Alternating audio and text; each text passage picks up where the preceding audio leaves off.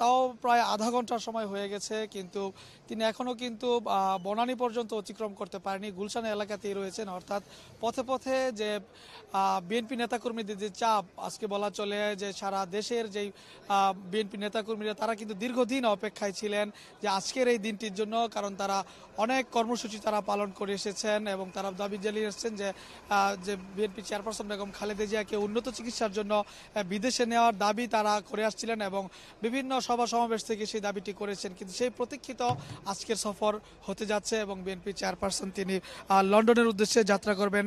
আর 10টায় শাহজালাল আন্তর্জাতিক বিমানবন্দর থেকে কাতারের আমিরের পাঠানো বিশেষ এয়ার অ্যাম্বুলেন্সে করে তার লন্ডন যাওয়ার যাত্রার কথা রয়েছে এবং আপনি দেখতে পাচ্ছেন যে সেই উপলক্ষে কিন্তু বিমানবন্দরের যেই চারপাশে কিন্তু নিশ্ছিদ্র নিরাপত্তা নিশ্চিত করা হয়েছে। কয়েক স্তরের নিরাপত্তা বেষ্টনী বলয় তৈরি করা হয়েছে এবং আইনশৃঙ্খলা রক্ষাকারী বাহিনী, সোয়াত, পুলিশ সহ বিভিন্ন যেই আইনশৃঙ্খলা বাহিনীর যে সংস্থাগুলি রয়েছে তারাও কিন্তু কঠোর অবস্থানে রয়েছেন। এবং এই মুহূর্তে আমি রয়েছি আসলে শাহজালাল আন্তর্জাতিক বিমানবন্দরের 8 নাম্বার গেটে।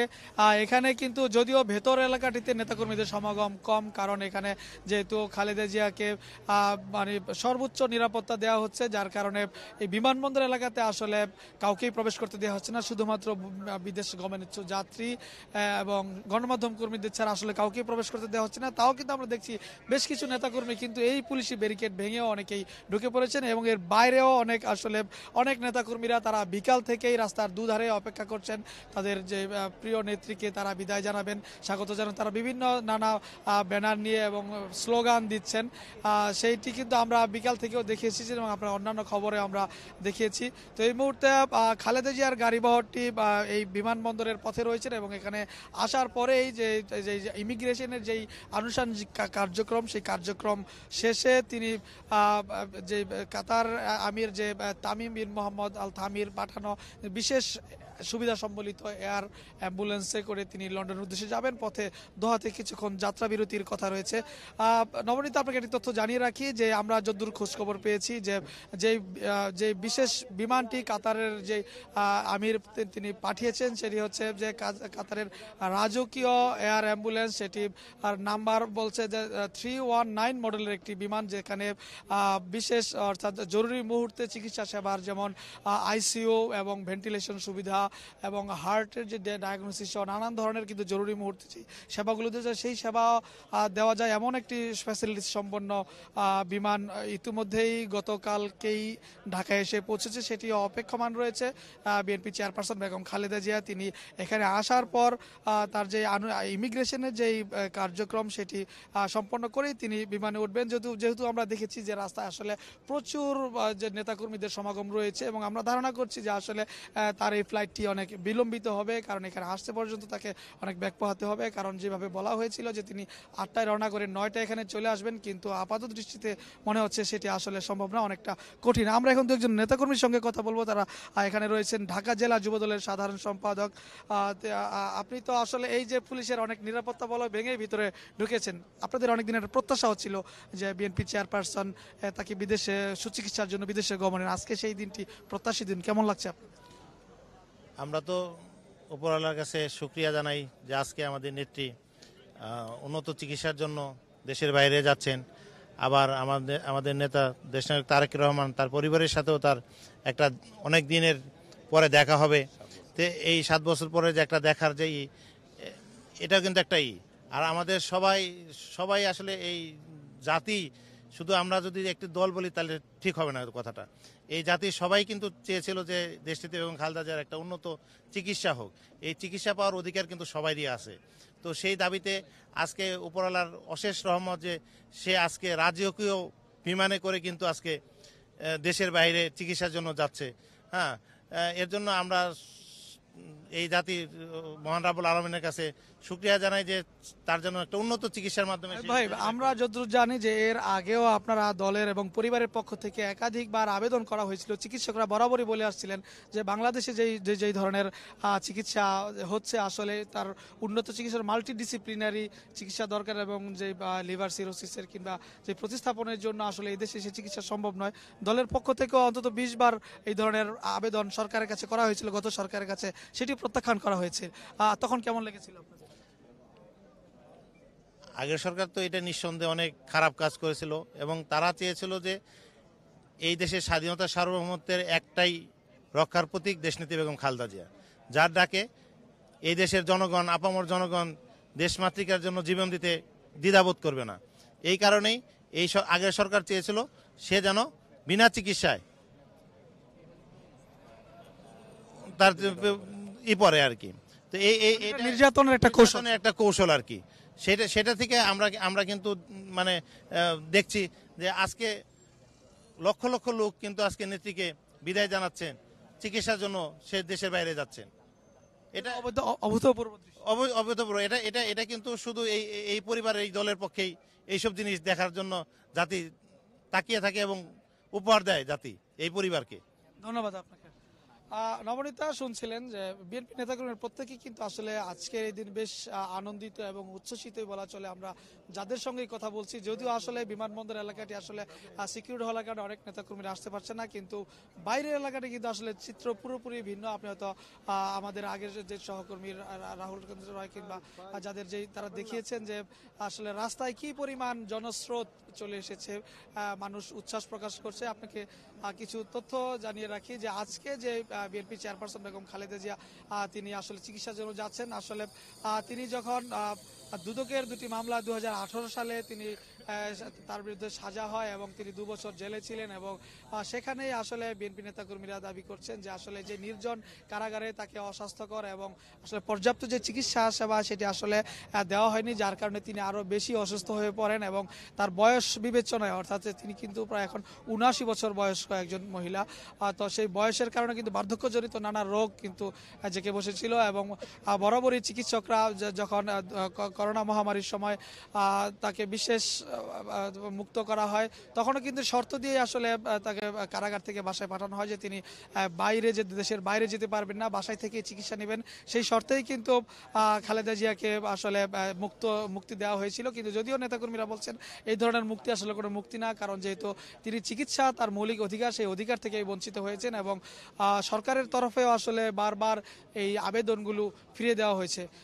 তবে সবকিছু শেষে যখন এই জুলাই আগস্ট অভ্যুত্থানের মধ্য দিয়ে দেশের রাজনৈতিক প্রেক্ষাপটের পরিবর্তন হয়েছে, সেই পরিবর্তনের পর কিন্তু একটি সুযোগ সৃষ্টি হয়েছে এবং বিএনপি চেয়ারপারসনের বিরুদ্ধে যে আনিত যে অভিযোগগুলো, প্রায় সবগুলো অভিযোগে কিন্তু তিনি দায়মুক্ত হয়েছেন এবং প্রায় 37টি মামলা তার বিরুদ্ধে ছিল রাজনৈতিক হয়রানিমূলক, সেই সবগুলো মামলায় কিন্তু তিনি খালাস পেয়েছেন এবং সর্বশেষ যে জিয়া চ্যারিটেবল চার্চ এবং জিয়া অরফানেজ ট্রাস্ট মামলায়, সেই মামলায়ও তিনি খালাস পেয়েছেন এবং সর্বশেষ যে তিনি চিকিৎসার উদ্দেশ্যে যাচ্ছেন। এর আরেকটি বড় দিক হচ্ছে যে বিএনপি চেয়ারপারসন বেগম খালেদা জিয়া তিনি আসলে দীর্ঘ 7 বছর পরে যে জিয়া পরিবারের সঙ্গে মিলিত হওয়ার, তার নিজের পরিবারের সঙ্গে মিলিত হওয়ার সুযোগ রয়েছে। আপনি জানেন যে আসলে চিকিৎসা কিংবা অসুস্থতার থেকেও বড় বিষয় হচ্ছে একাকিত্ব। তিনি আসলে একাকিত্ব জীবন যাপনই করে এসেছিলেন দীর্ঘদিন, বিশেষ করে দলের ভারপ্রাপ্ত চেয়ারম্যান তারেক রহমান, খালেদা জিয়ার বড় ছেলে তারেক রহমান এবং তার পরিবার কিন্তু দীর্ঘদিন নির্বাসিত এবং লন্ডনে তারা বসবাস করছেন এবং তার আরেক ছেলে, ছোট ছেলে প্রয়াত আরাফাত রহমান কোকর, তার পরিবার কিন্তু মালয়েশিয়াতে বসবাস করেন। আসলে এই যে জিয়া পরিবারের যে বিচ্ছিন্নতা, সেই বিচ্ছিন্নতাও এবং একাকিত্ব যেই সংকট, সেই সংকটেও কিন্তু বিএনপি চেয়ারপারসনকে জেঁকে বসেছিল। তো সবকিছু মিলিয়ে দলের পক্ষ থেকে বারবার অনুরোধ করা হয়েছিল, সরকারের কাছে আবেদনও করা হয়েছিল যে তাকে যেন মুক্তি দিয়ে উন্নত চিকিৎসার জন্য বিদেশে নেওয়া হয়। আজকে সেই মহেন্দ্র খন আজকে যেমন বিএনপি চেয়ারপারসন তিনি উন্নত চিকিৎসার জন্য বিদেশে যাবেন, তেমনি জিয়া পরিবারের একটি মিলনের যে ক্ষণ তৈরি হচ্ছে সেটিও কিন্তু একটি অভূতপূর্ব, বিশেষ করে যারা জিয়া পরিবারকে ভালোবাসেন, বিএনপির রাজনীতি যারা করেন, তাদের জন্য কিন্তু এই বিষয়টি অনেক আশাবাদী এবং তারা বলছেন যেহেতু দেশের রাজনৈতিক প্রেক্ষাপট পরিবর্তন হয়েছে, আগামীতে নির্বাচন হবে, জনগণের ক্ষমতা একটি ভোটের মাধ্যমে জনগণ তাদের প্রতিনিধি নির্বাচন করবে, সেখানেও কিন্তু খালেদা জিয়ার নেতৃত্ব যে অবিস্মরণীয় এবং তিনি সেখানে আবার তিনি সুস্থ হয়ে দেশে ফিরে আসবেন এবং ফিরে এসে তিনি আবার দলের হাল ধরবেন। তো নেতাকর্মীদের কিন্তু আমরা কিন্তু আসলে বারবার যে নেতাকর্মীদের মুক্তি কিন্তু এই কথাগুলো আসলে শুনে আসছি এবং সারা দেশের নেতাকর্মীরা যারা বিভিন্ন জায়গা, শুধু ঢাকা নয়, ঢাকার বাইরে থেকেও নেতাকর্মীরা এই বিমানবন্দর এলাকায় এসে উপস্থিত হচ্ছে, যদিও তাদের অবস্থানটি বাইরে এবং বিমানবন্দরের ভেতরে আমরা দেখছি কয়েক স্তরের নিরাপত্তা বেষ্টনী গড়ে তোলা হয়েছে। সেই নিরাপত্তা বলয় ডিঙিয়ে আসলে নেতাকর্মীদের আসার সুযোগ নেই, তবু আমরা একটু আগে দেখিয়েছি যে অনেক নেতাকর্মীরা কিন্তু এসেছেন। তো এখনো পর্যন্ত বিএনপি চেয়ারপারসনের গাড়িবহরটি রাস্তায় রয়েছে। বিমানবন্দরের উদ্দেশ্যে তিনি 8:30টার দিকে রওনা হয়েছেন। এখানে আসতে আমরা যতদূর স্বাভাবিক সময়ের চেয়ে কিছুটা সময় বেশি লাগবে, কারণ নেতাকর্মীদের চাপ রয়েছে রাস্তায় এবং যানজটেরও একটি কারণ ছিল। এবং যেহেতু আসলে দীর্ঘদিন ধরে বিএনপির যে নেতাকর্মীদের তাদের একটা আবেগের জায়গা, অনুভূতির জায়গা বিএনপি চেয়ারপারসন বেগম খালেদা জিয়া, তো সেই ক্ষেত্রে আসলে তারা প্রত্যেকেই এসেছে যে এক নজর খালেদা জিয়াকে দেখার জন্য তারা ভিড় করছেন রাস্তায়। আর আমরা যদি বিমানবন্দরের যেই প্রস্তুতির কথা বলি, যে ইতিমধ্যে আপনি জানেন যে কাতারের যেই আমির তামিম বিন মোহাম্মদ আল থানি, তিনি যেই এই খালেদা জিয়ার অসুস্থতা এবং বিদেশি চিকিৎসার খবর শুনে কিন্তু তাদের যে রাজকীয় যে বিমান সেটি তিনি পাঠিয়েছেন, এবং সেই বিমানে আইসিইউ, ভেন্টিলেশন এবং যে জরুরি মুহূর্তে যে ধরনের চিকিৎসা সেবার প্রয়োজন হয় সেই সেবাগুলো কিন্তু বিশেষ মানে আইসিইউ সুবিধা সম্বলিত সেই বিমানটি রয়েছে, এবং সেখানে কিন্তু 4 জন চিকিৎসক সঙ্গে রয়েছেন। এছাড়া খালেদা জিয়ার সঙ্গেও আমাদের খালেদা জিয়ার ব্যক্তিগত চিকিৎসকদের একটি টিম রয়েছে, বিশেষ করে বিএনপির স্থায়ী কমিটির সদস্য ডাক্তার AZM জাহিদ হোসেন রয়েছেন সঙ্গে, এবং ডাক্তার FM সিদ্দিকী সহ যারা খালেদা জিয়ার যে চিকিৎসাগুলো দেখভাল করতেন তারাও কিন্তু সঙ্গে রয়েছেন। সেই 4 জন চিকিৎসক সঙ্গে রয়েছেন, এবং তার পরিবারের সদস্য এবং তার যে গৃহ পরিচালকের সহ অফিস স্টাফ রয়েছে, ব্যক্তিগত কর্মরত রয়েছে, এমন 15 জনের একটি টিম আজকে খালেদা জিয়ার সঙ্গে সফর সঙ্গী হচ্ছেন। 10টায় এই বিমানটি খালেদা জিয়াকে বহন করা যে এই এয়ার অ্যাম্বুলেন্সটি যাত্রা করার কথা, হয়তো কিছুটা বিলম্বিত হতে পারে। এরপর আসলে কাতারের দোহাতে সেটি কিছুক্ষণের জন্য যাত্রা বিরতি করবে। সেখান থেকে তারপরে লন্ডনের যে হিথ্রো বিমানবন্দর সেখানে তিনি গিয়ে পৌঁছবেন। এরপর সেখান থেকে সরাসরি তিনি সেই এয়ারপোর্ট থেকে সরাসরি তাকে নেওয়া হবে লন্ডন যে ক্লিনিক, সেখানে তিনি আগেও চিকিৎসা নিয়েছেন। বিশেষ করে 2017 সালে যখন খালেদা জিয়া তিনি লন্ডনে গিয়েছিলেন, তখন তিনি যে চিকিৎসকের আন্ডারে চিকিৎসা করেছিলেন সেখানে তিনি যাবেন, যেহেতু ফলো আপ রয়েছেন, এবং সেখানকার চিকিৎসকদের পরামর্শক্রমে তিনি পরবর্তীতে যুক্তরাষ্ট্রে যাওয়ার কথা রয়েছে।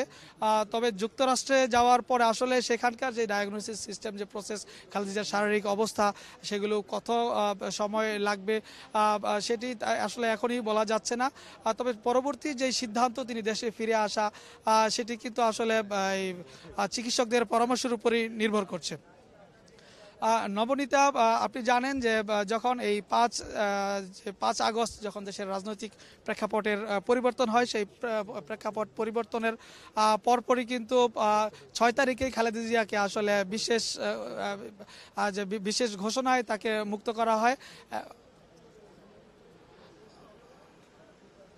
যে নবনীতা, তো এখনো পর্যন্ত খালেদা জিয়ার গাড়িবহরটি রাস্তায় রয়েছে বিমানবন্দরের উদ্দেশ্যে। আমরা এখানে অপেক্ষা করছি, আমরা গণমাধ্যম কর্মীরা এবং অনেক নেতাকর্মীরা অপেক্ষা করছি, এবং অবশ্যই আমরা পরবর্তী সংবাদে আপনাকে জানিয়ে দেব খালেদা জিয়ার অবস্থান এবং তার বিদেশ গমনের সর্বশেষ।